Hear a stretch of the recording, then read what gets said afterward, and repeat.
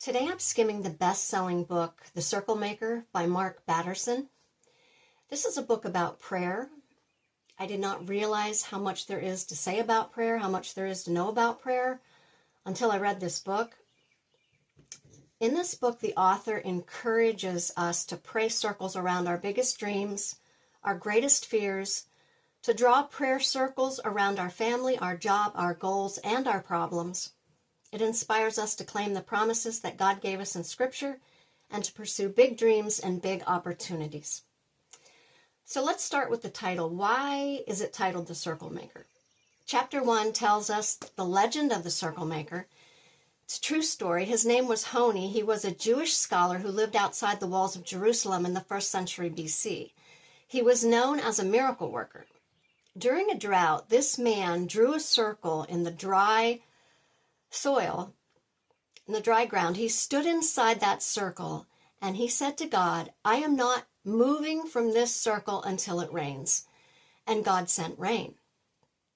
This true story is a testament to the power of prayer.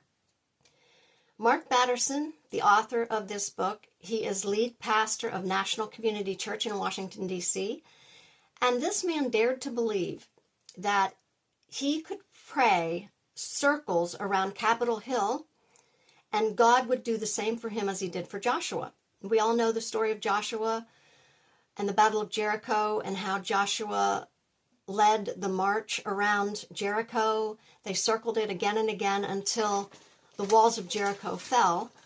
God gave him victory. And Batterson believed that God could grow his church if he made prayer walks around a section of Washington, D.C. It was about a 4-mile walk, and he prayed as he walked.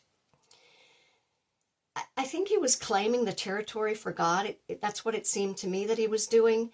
And the result of this man's faith, his church grew from one location with only 19 members to 7 locations around the Metro D.C. area.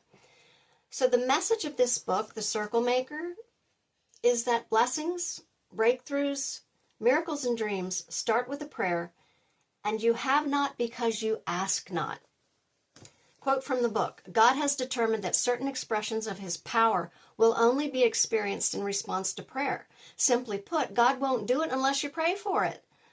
The greatest tragedy in life is the prayers that go unanswered because they go unasked. That is a tragedy.